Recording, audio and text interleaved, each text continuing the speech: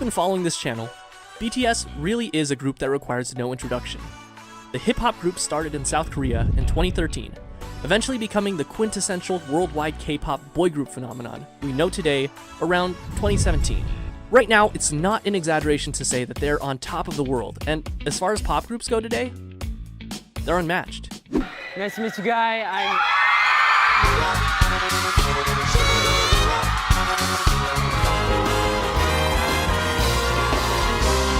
Their popularity is being compared to that of One Direction in their heyday, or even the Beatles. They're the first Korean act to reach #1 on the Billboard charts, and they just became the first group since the Beatles to earn 3 #1 albums in less than a year. Just like every boy band before them, they have their own massive fan base. Their fans, known as ARMY, are some of the most passionate fans that you can find in the whole world. However, starting in December 4th, 2022, ARMY will likely see the members of BTS join the South Korean Army. You see, mandatory military service in South Korea has been around since 1948.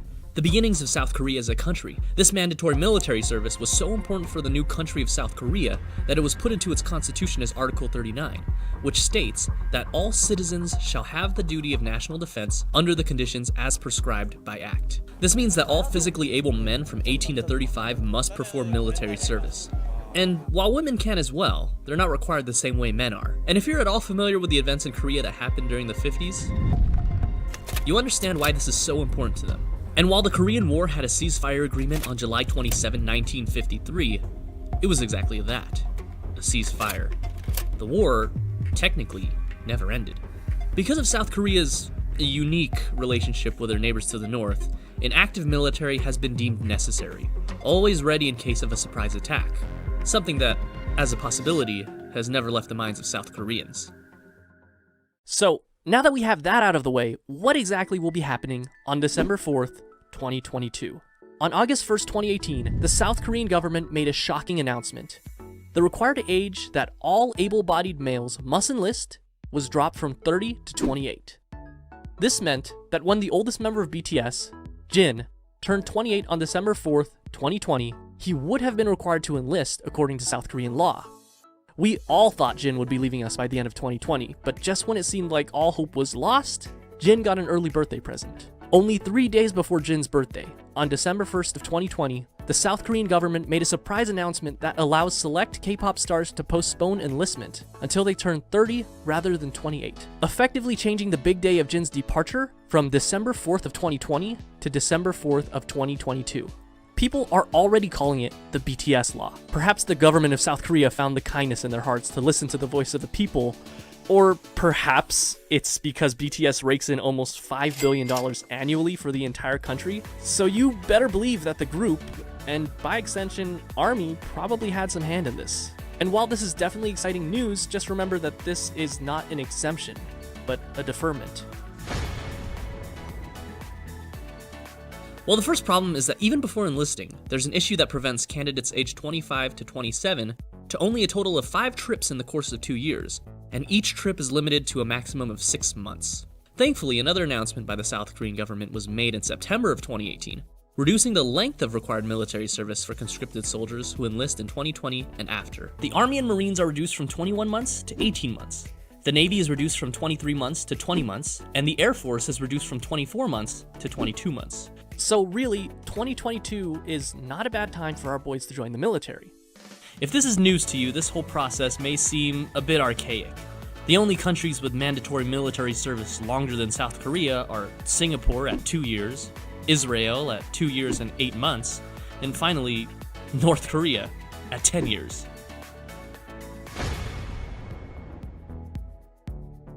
Because of the constant tension between North and South Korea, we don't expect this law requiring mandatory service to be abolished anytime soon. There have been exemptions to military service, however, particularly when it comes to the athletics and the arts, such as Son Heung-min, a football player for Tottenham Hotspurs, and world-famous pianist Jo Sung-jin.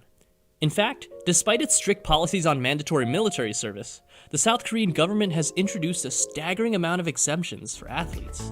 The first exemption was given to a wrestler, Yang Jung-mo, after the 1976 Summer Olympics, and afterward, an exemption was then promised to any athlete who won a medal in either the 1986 Asian Games or the 1988 Summer Olympics. In 2002, the same promise was made to the national team if they reached the round of 16 in the FIFA World Cup, and again to the 2006 national team in baseball if they reached the semifinals in the World Baseball Classic. The decision to exempt athletes from military service was an extremely controversial one, and after this, public outrage ensued.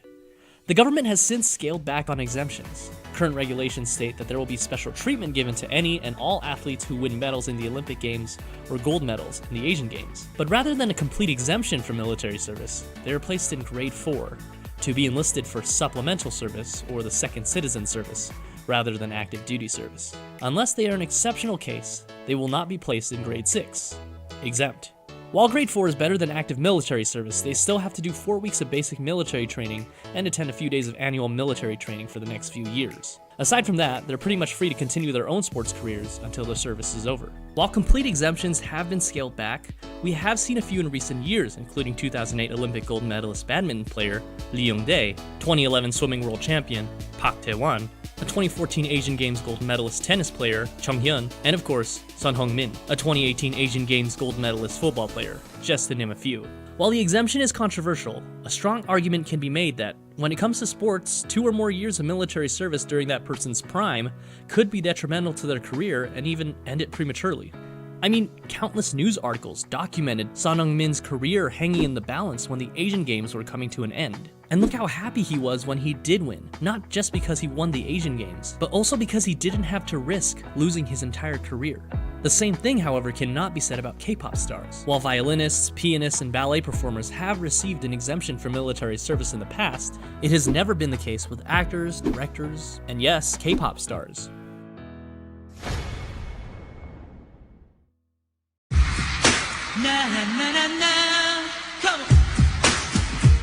Popular in the late 90s and early 2000s, Yoo Sung-jun, also commonly known as Steve Yoo, is one such K-pop star who wasn't exempt from the draft and decided he didn't want to serve in the military. Starting his career in 1997, Yoo was the face of the K-pop industry, before there really was much of an industry. He won countless music awards and consistently topped the Korean charts. But in 2002, right before he was supposed to enlist for mandatory service, he emigrated to the United States and became a naturalized American citizen. Little did he know that this decision would completely end his music career in Korea. The government considered this an act of treason, deported him, and banned him from ever entering Korea again. Immediately after, Yoo applied for a Korean visa at the Los Angeles South Korean consulate, which was promptly denied. In 2015, he appealed to the Korean court to reverse the decision to deny his visa, appearing on video, pleading on his hands and knees, saying that he'll do whatever it takes to be accepted back into Korea, but he was denied once again. He tried to appeal it a final time in 2017, but after a court hearing, he was denied once more, and he is no longer allowed to appeal his entry ban.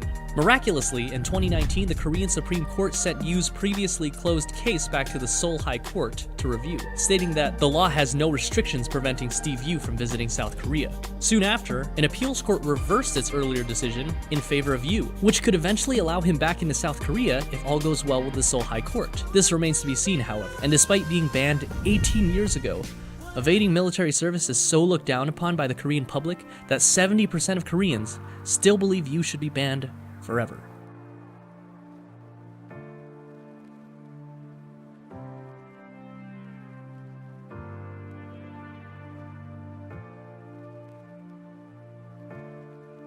Perhaps the most high-profile Korean celebrities to have served in the military so far have been G-Dragon and the rest of Big Bang. They played it smart, and nearly all of them chose to enlist in 2018, with the exception of T.O.P., who enlisted in 2017. This resulted in the band returning nearly all at the same time in 2019, only a few months apart from each other. So what can be done in BTS's case? Here are 5 possible options that I've listed from option A to option E.